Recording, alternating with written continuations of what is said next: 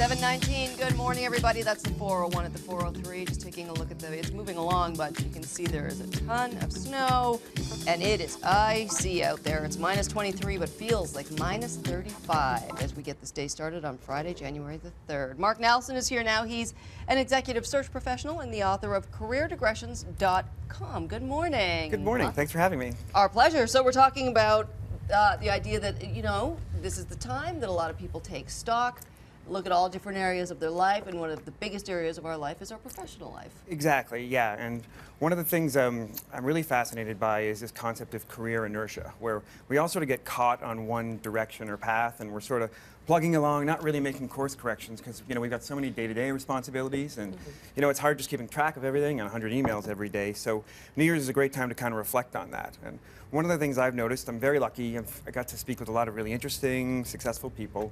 Oftentimes, though, they're in a difficult time, or perhaps they've been let go, and they've come back to me after and said, you know what, being let go after some time was the best thing that ever happened to me, because I actually was forced away from my usual patterns, and I had to step back and ask myself, what do I really want? And so they always tell me what I wish I had done was be more proactive all along in doing this, throughout my career. And so what I always try to tell people is we really want to step back throughout our career. New Year's, again, is a great time to do that and ask ourselves, what do we really want to accomplish? Are we doing that? I find that's the toughest, though, for two demographics. It's the young people who are getting into the workforce for the first time, and then the much older people who are not quite ready for retirement, but maybe they've been phased out. And so you're overqualified for a lot of jobs, but you're not, maybe you're a little too young and too old for a lot of other things that you might be applying for. It's a great question. Yeah. I would say first for young people, the idea is you don't really know where you're going to end up. Every person that's had a great career tells me, hey, I started here and then I ended up here. I myself started out as a lawyer. But what you do want to do is get on a learning curve and start learning things. The idea is not titles, but your toolbox is where you want to focus. And so if you start getting on learning curves and putting yourself in challenging situations, gradually you can make these course corrections and iterate. You start to get new options. Every great career is this long and winding path. What you don't want to do is sort of start and stay on one. So for young people, I would just say it's really about putting one foot in front of the other at first, but keeping your head up. What about education? Because so many people we see have 1 degree, 2 degrees, and have a real tough time getting a job. How much value is there in education versus all the extracurricular and other things that you can put into it to get that work?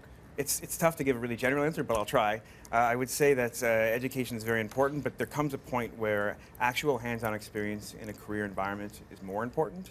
So I do suggest everyone get a great education. Of course, it gets your mind working and it puts you in good stead initially. But I don't suggest that people just carry on treating education as a sort of a substitute for being in difficult career situations, interacting with others. So what tools online would you suggest people utilize, those who are looking for a new career, a new job?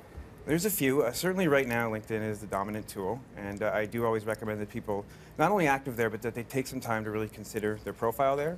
You want to make sure that it reflects who you are and how you differentiate from others. It's a wonderful time that you can actually be found in a place like that for your specialties, and someone like me who's out there looking for people can actually find very specific people. So it's a great opportunity not to miss. Nowadays, Facebook, Twitter, Google+, these are all things that are getting used more and more. Also, depending on what your specialty is, there's all kinds of great areas. Every recruiter in companies, they go to these specialty areas, whether it's engineers or sales, and they find people there.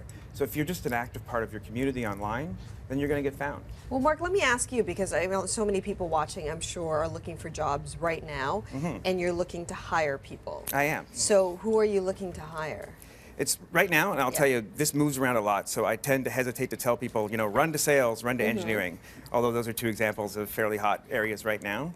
I will say what you want to do is focus inward, not outward. And so when you look at yourself and what you've done, what details have I enjoyed during the course of my career, during day-to-day moments? When was I most fascinated, most intrigued, even most nervous or most scared, candidly? But how will that get you a job? Because you have to start really at your skills. Yeah. And so, I think it's bad to think in simple answers. You know what? I'm going to go to law. I'll go to law school, it'll be fine, or I'm going to go into sales. I think it's better to network constantly and tell people what interests you.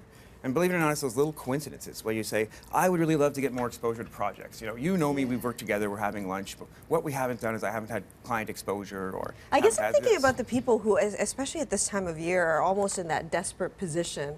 You know, they've been looking for work for months. They're either overqualified or underqualified, and they feel like, okay, it's the new year. I need to get a job. I mean, what is the best way for me to do that as quickly as possible in the new year?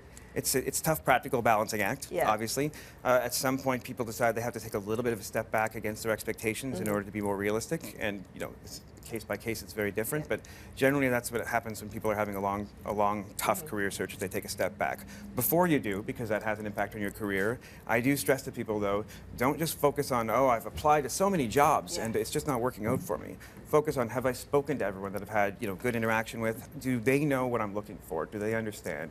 Have I really done a good job of putting myself out there in more awkward ways? Because it's really easy to sit at home, apply to 10 jobs, and think that you've had a great active day looking for a job, but that's the hardest way to get a job. What you want to do is be out there speaking with people. Right, because otherwise you're just still sort of nameless and faceless, and you Exactly. don't make the impact that you hope to make. It sounds, too, like you're talking about people want to find a job, most definitely, but you're talking about finding a job that's going to fulfill you as well. Ultimately, you're going to do the best if you're happy, if you're challenged, if you're learning. And so, of course, we all have to eat.